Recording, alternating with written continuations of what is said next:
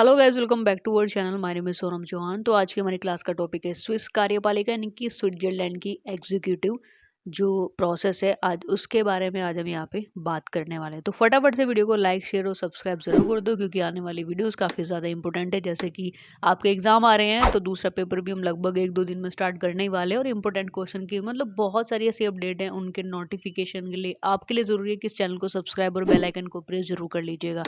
बाकी आप सभी को पता है, हमारे टेलीग्राम चैनल है, वहाँ पर भी हमें ज्वाइन कर लेना है, क्योंकि इसकी जो पीडीएफ है नोट्स फॉर्म में, अगर आपको नोट्स चाहिए, रिटन में आपको मटेरियल चाहिए, तो वहीं पर अवेलेबल हम करा देते हैं। तो चलिए अब देर ना करते हुए वीडियो को स्टार्ट करते हैं। देखिए, बात करते हैं स्विट्जरलैंड की। स्विट्जरलैंड अपने आप में एक बहुत ही अनोखा कंट्री है, जिसको जो कि डायरेक्ट डेमोक्रेसी के नाम से भी पूरे इस दुनिया में जाना जाता है।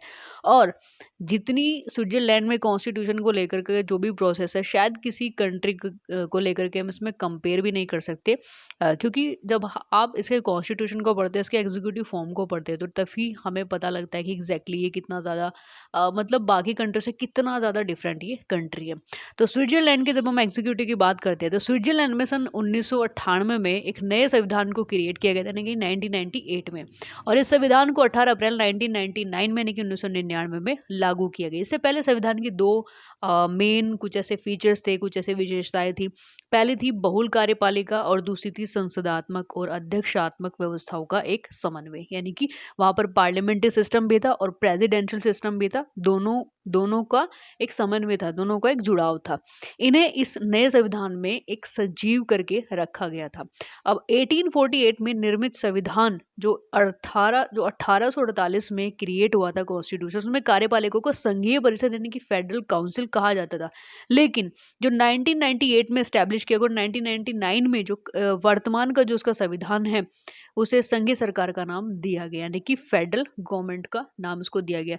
लेकिन संघीय सरकार का जो मूल स्वरूप है वो वही है जो संघीय परिषद का था, यानी कि सिर्फ नाम चेंज हुआ है, बाकी जो भी एक्टिविटी है, जो भी फंक्शंस है, जो भी इसके काम है, वो कुछ भी उसमें चेंज नहीं हुआ है। जो स्विट्जरलैंड की जो पॉपुलेशन है, जो अगर हम वहाँ की जनता की भी बात करें, तो वो अपनी बहुल कार्यपालिका की जो कॉलेजियल एग्जीक्यूटिव है, उस पर वो काफ़ी ज़्यादा प्राउड फील करती है। और वे एक व्यक्ति को स्थायी रूप से सबसे ऊपर, सबसे सुप्रीम पोस्ट पर आसीन वो नहीं करना चाहते, यानी कि समय दर समय वो चाहते हैं कि उसमें भी बदलाव होता रहे, कि जो डोमिनेंट जो मोनोपोली है वो आगे मतलब ये चीज़ें क्रिएट ना हो। जो स्विट्जरलैंड की ये जो फेडरल काउंसिल है, जिसका नाम वर्तमान संविधान में संघीय सरकार रख दिया था, यानी कि काम तो एक ही था, बट वो फेडरल काउंसिल की तरह ही काम करती थी। तो इसमें स्टेबिलिटी, रिस्पॉन्सिबिलिटी और जो कार्य कुशलता है, जो कैपेबिलिटीज़ है, जो वैल्यूज़ है, ये तीनों गुण इसमें इंक्लूड हैं।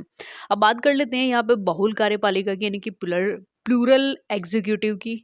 तो ये किस तरीके से काम करती है, कैसे ये क्रिएट होती है, बाकी इसकी तमाम जानकारियाँ। और अब तक जो भी कोई कन्फ्यूज़न है, कोई भी आपका क्वेश्चन है, नीचे कमेंट सेक्शन में आप लोग डेफिनेटली पूछ सकते हैं, और हम पूरी कोशिश करते हैं कि आपको इमीडिएटली आंसर दें, या फिर कुछ ऐसा क्वेश्चन जो बहुत सारे स्टूडेंट से रिलेट कर सकता है, तो उसको लेकर के हम पर्टिकुलर वीडियो भी बना देते हैं। तो चलिए अब यहाँ पर हम बात कर लेते हैं, बात करेंगे यहाँ पे बहुल कार्यपालिका की। स्विट्जरलैंड में बहुल कार्यपालिका जो है वो क्या है, उसका क्या प्रोसेस है। तो राजनीति विज्ञान के जितने भी स्टूडेंट हैं जो पॉलिटिकल साइंस पढ़ते हैं, उनमें स्विट्जरलैंड संसदीय और अध्यक्षीय यानी कि जो प्रेसिडेंशियल जो डेमोक्रेसी है, उसका एक मिला जुला वहाँ पर स्ट्रक्चर देखने को मिलता है। कि भाई यहाँ पे पार्लियामेंट्री सिस्टम भी है, यहाँ पे एक प्रेसिडेंशियल सिस्टम भी है। तो ये पूरा का पूरा एक मिक्सअप रूप आपको स्विट्जरलैंड में देखने को मिलता है। हम संसदीय लोकतंत्र से काफ़ी ज़्यादा परिचित हैं, हम देखते आ रहे हैं। हम अपने कंट्री में भी देखते हैं कि भाई पार्लियामेंट्री लोकतंत्र कैसा होता है, जो हमारी सरकार का एक आधार है। अगर हम अपने भारत की बात करें, तो यहाँ पर एक आधार, एक बेसिक हम मान सकते हैं। और देश के अध्यक्ष के नाम से प्रशासन करने के लिए वहाँ पर एक राष्ट्रपति नाम मात्र का प्रमुख और मंत्रिपरिषद, जिसका प्रमुख प्रधानमंत्री होता है, वास्तविक शासक होती है, जैसे कि हम अपने कंट्री में मान सकते हैं। ठीक है। संसद के लोकप्रिय सदन को इच्छा पर ही मंत्री अपने पदों पर बने रहना निर्भर होता है, हम अगर अपनी बात करें। लेकिन अगर हम अमेरिका अमेरिका की भी बात करते हैं, तो अमेरिका में इसके विपरीत राष्ट्रपति ही एक्चुअल में पूरी कार्यपालिका का प्रधान होता है। उससे मतलब सब कुछ उसी के अकॉर्डिंग होता है। तो इसकी जो अवधि है वो निश्चित है। लेकिन अगर स्विट्ज़रलैंड की बात करें तो स्विट्ज़रलैंड का कोई भी राष्ट्रपति नहीं है, ना कोई प्रधानमंत्री है। अब आप सोचोगे कि ऐसे कंट्री में ना तो राष्ट्रपति ना प्रधानमंत्री, अब काम ही कौन करता होगा? ना ही कोई राजा है कि राजा ही सँभाले। अब स्विस लोग एक ही व्यक्ति में सर्वाधिकार समर्पित करने में वो विश्वास नहीं रखते कि 5 साल के लिए एक ही व्यक्ति को बैठा दिया जाए। शासन विज्ञान के क्षेत्र में बहुल कार्यपालिका उनकी देन है और संविधान के अनुसार संघीय सरकार की कार्यकारिणी शक्ति 7 सदस्यों की एक फेडरल गवर्नमेंट को वो वहाँ पर एस्टैब्लिश करते हैं। इसके सदस्य जो होते हैं वो स्टेबिलिटी ज़्यादा होती है, स्थायी होते हैं और इन सभी का पद बराबर होता है, यानी कि इसमें किसी भी जो सातों के सातों सदस्य, इसमें किसी एक के पास भी दूसरे से ज़्यादा शक्तियाँ नहीं होती हैं, वो सब बराबर होते हैं। वह संघीय संसद द्वारा चुने जाते हैं और संघीय सरकार के सदस्य बनने के बाद वे विधानमंडल की सदस्यता त्याग देते हैं, यानी कि वो सिर्फ उस टाइम पर सिर्फ एक ही काम करेंगे। वो उस जो ऑर्गेनाइजेशन है एक तरीके की, जो संघीय परिषद है, वो सिर्फ उसका मेंबर रहेगा। इनके अगर हम कार्यकाल की बात करें, यानी कि इनका जो टर्म्स होता है वो अमेरिका के राष्ट्रपति की तरह ही निश्चित होता है। वो अपने पद पर 4 वर्ष तक काम करते हैं, यानी कि 4 साल तक काम करते हैं और संघीय संसद द्वारा हटाए नहीं जा सकते। तो भी वह संघीय सभा में बैठ सकते हैं, यानी कि सबसे बड़ी जो इनकी प्रिविलेज अगर हम यहाँ पे बात देखें तो इसमें के जो मेंबर्स होते हैं, जो फेडरल काउंसिल के जो मेंबर होते हैं, वो अगर अपने पद पर काम भी नहीं करेंगे तब भी वो उनकी बैठकों में जो भी असेंबली होगी उनमें वो पार्टिसिपेट कर सकते हैं, उसकी कार्यवाही में भाग भी ले सकते हैं। और पर उनको मतदान का अधिकार वो नहीं होता। फिर वो मतलब वो अगर वो वहाँ पर मेंबर नहीं रहते हैं तो वो अपना मत नहीं दे सकते। बाकी वो पार्टिसिपेट कर सकते हैं, किसी भी कार्यवाही में भाग ले सकते हैं, ठीक है, लेकिन अपना मत नहीं दे सकते, अपना वोट नहीं दे सकते। लेकिन अपने पूरे प्रोसेस को बाकी कंट्री से बिल्कुल डिफरेंट किया, क्योंकि इन्होंने ना तो प्रेसिडेंट की कोई पोस्ट रखी है, ना पीएम की कोई पोस्ट रखी है, ना ही किसी राजा की कोई पोस्ट रखी है। तो एक डेमोक्रेसी, एक प्रत्यक्ष डेमोक्रेसी का इन्होंने अपना जो एग्जाम्पल है वो सेट किया है। और पूरे वर्ल्ड में सबसे ज़्यादा अगर फेमस हम किसी कंट्री को डायरेक्ट डेमोक्रेसी के नाम से जानते हैं तो वो इसी कंट्री को मानते हैं, यानी कि स्विट्जरलैंड को मानते हैं। तो अब बात करते हैं हम फेडरल गवर्नमेंट या कंपोजिशन की। ये जो संघीय सरकार है इसकी रचना की बात करते हैं, कैसे क्रिएट किया। तो स्विट्जरलैंड के जो नया संविधान है उसके आर्टिकल 174 से 187 तक प्रावधान संघ की सर्वोच्च कार्यपालिका तथा प्रशासन के अधिकारिणी 7 सदस्यों से बनी एक संघीय सरकार होगी।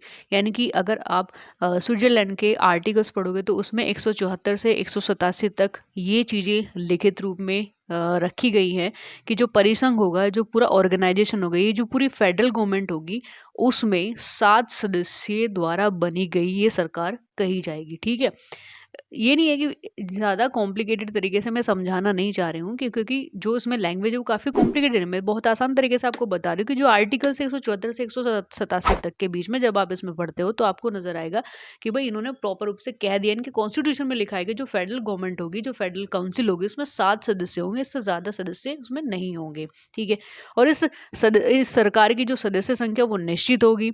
ठीक है, जब से संविधान बना है तब से अभी तक इसमें कोई भी चेंजेस देखने को नहीं मिले हैं। भारत के विपरीत संविधान के संशोधन के अतिरिक्त कोई भी शक्ति सरकार की सदस्य संख्या में परिवर्तन करने के अधिकारिणी नहीं है। यानी कि जैसे हम अगर अपने कॉन्स्टिट्यूशन में देखते हैं कि अमेंडमेंट का जो प्रोसेस है वो चीज़ें देखती है कि वो बिल्कुल उससे डिफरेंट है। यानी कि बाकी कंट्रियों की भी अगर हम कंपैरिजन करें स्विट्जरलैंड के कॉन्स्टिट्यूशन से, या फिर इसमें किसी भी कॉन्स्टिट्यूशन में अमेंडमेंट की, तो भाई बिल्कुल ही चेंजेस में कोई भी जो अधिकारिणी जो पावर है वो उसमें चेंज नहीं कर सकती। जो 7 सदस्य इनकी जो सरकार है, तो संघीय सरकार में 7 सदस्य होते हैं और उन सभी का स्तर एक समान होता है। मतलब जैसे कि हमने शुरू में भी आपको बताते हैं, जो फेडरल काउंसिल, इसमें जो 7 सदस्य है उनकी पावर सबकी पावर के समान ही होगी। 7 सदस्यों में कोई भी ऊपर नीचे काम नहीं करेगा, मतलब सब इक्वल होंगे। तो इन्हें कोई राष्ट्रपति या प्रधानमंत्री नहीं चुनता है। संघीय संसद के दोनों सदन अपने संयुक्त अधिवेशन में संघीय सरकार के सभी सदस्यों का चुनाव करते हैं।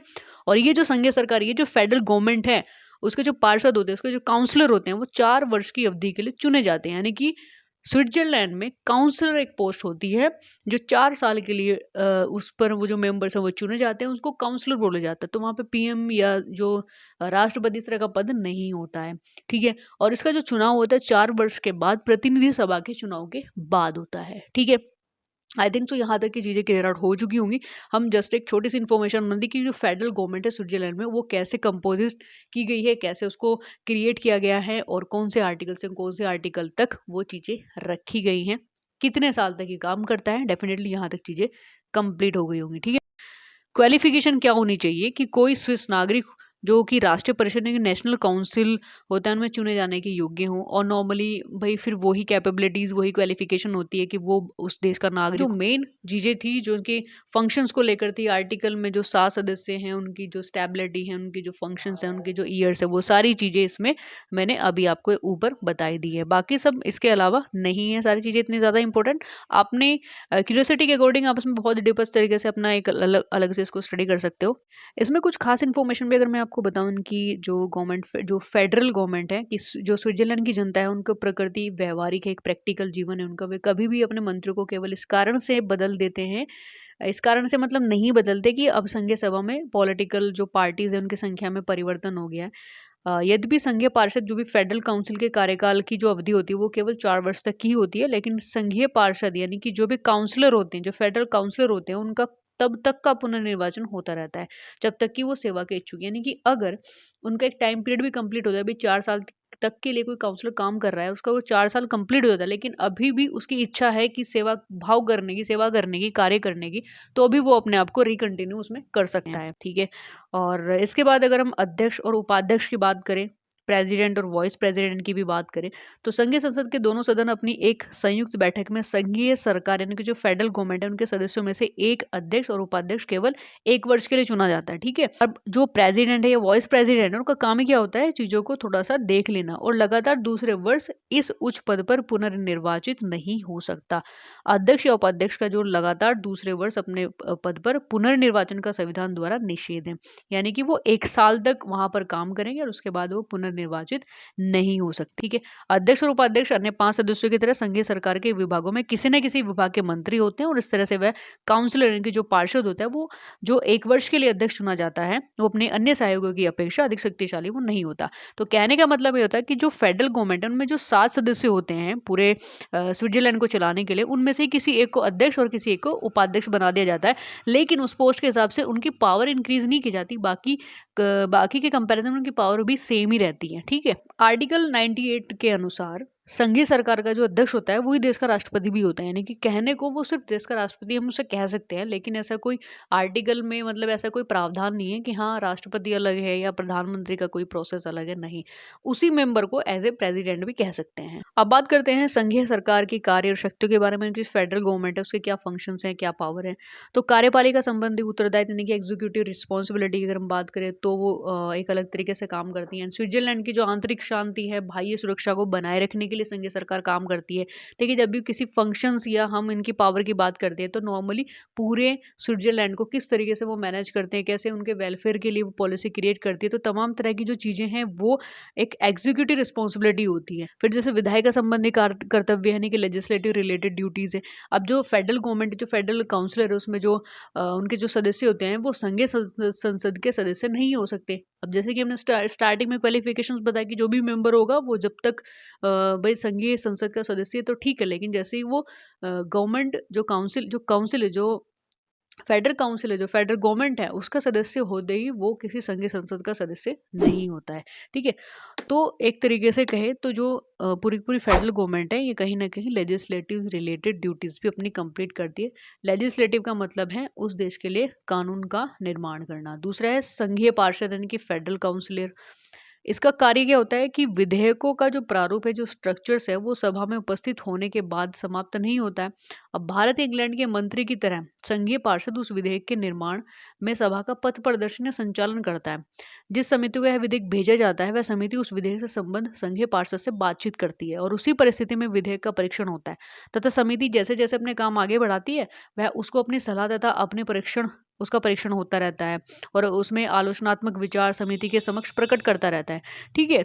इसके बाद बात करें इसके प्रशासनिक विभाग की यानी कि एडमिनिस्ट्रेटिव डिपार्टमेंट्स की, तो इसमें इसमें डिपार्टमेंट्स में ऐसे 7 डिपार्टमेंट्स हैं जिसको लेकर के अपना जो वर्क फंक्शंस है, पॉलिसी है, बनाते हैं।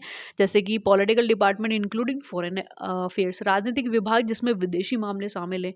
तो ये अलग अलग इनके प्रशासनिक विभाग है। प्रशासनिक जो जहाँ पर एक्चुअल में प्रशासन चलता है। तो एक हो गया आपका राजनीतिक विभाग जिसमें विदेशी मामले जुड़े हुए हैं, पॉलिटिकल डिपार्टमेंट। दूसरा हो गया वित्त और सीमा शुल्क संबंधी विभाग यानी कि department of finance and customs. इसमें फाइनेंस, इसमें पैसे का लेन देन, इन सब से जुड़ी हुई, कस्टम से जुड़ी हुई चीज़ें हैं, कितना कहाँ कितना टैक्स लगना है, कितना रेवेन्यू जनरेट, ये सारी चीज़ें। फिर उसके बाद थर्ड है न्याय और पुलिस विभाग। तो इस डिपार्टमेंट में क्या होता है कि the department of justice and police, तो पुलिस की व्यवस्था, जस्टिस की व्यवस्था ये डिपार्टमेंट संभालता है। गृह विभाग द डिपार्टमेंट ऑफ इंटीरियर, हमारे यहाँ होम मिनिस्ट्री बोली जाती है, वहाँ पे इंटीरियर बोला जाता है। तो गृह विभाग का मतलब ही क्या होता है कि देश के अंदर जो चीज़ें हैं उन पर ध्यान लगाना, और बहुत सारी ऐसी बातें इसमें आती हैं। इसके बाद है सेना विभाग, द डिपार्टमेंट ऑफ मिलिट्री। अब उस कंट्री को कैसे हम सिक्योर करेंगे, कैसे हम उसको चारों तरफ से मतलब सुरक्षा प्रदान करेंगे, वो मिलिट्री डिपार्टमेंट संभालता है। फिर इसके बाद है 6 नंबर डाक और रेल विभाग, department of post and railways. ठीक है। इसके बाद 7 है सार्वजनिक अर्थ विभाग, जिसमें कृषि, उद्योग, व्यापार और श्रम भी सम्मिलित हैं, यानी कि डिपार्टमेंट ऑफ पब्लिक इकोनॉमी। तो इस वाले टॉपिक में ये सारी चीज़ें आ जाती हैं, पब्लिक से जुड़ी हुई चीज़ें। ठीक है, चाहे वो एग्रीकल्चर से, इंडस्ट्री सेक्टर है, ट्रेड है, बिजनेस है, श्रम है, लेबर है, सब। ठीक। तो आई थिंक सो यहाँ तक की चीज़ें आपको क्लियर आउट हो चुकी हैं, लेकिन फिर भी अगर कोई डाउट या कोई कंफ्यूजन, कोई भी आपका क्वेश्चन, नीचे कमेंट सेक्शन में आप लोग डेफिनेटली बताना। वीडियो पसंद आए तो वीडियो को लाइक शेयर जरूर कर देना, सब्सक्राइब नहीं किया तो सब्सक्राइब कर लेना, बेल आइकन को प्रेस कर लेना, ताकि हर एक वीडियो का नोटिफिकेशन आप तक पहुँचता रहे। तो चलिए मिलते हैं नेक्स्ट वीडियो में किसी लेक्चर के साथ में, तब तक के लिए जय हिंद, जय भारत।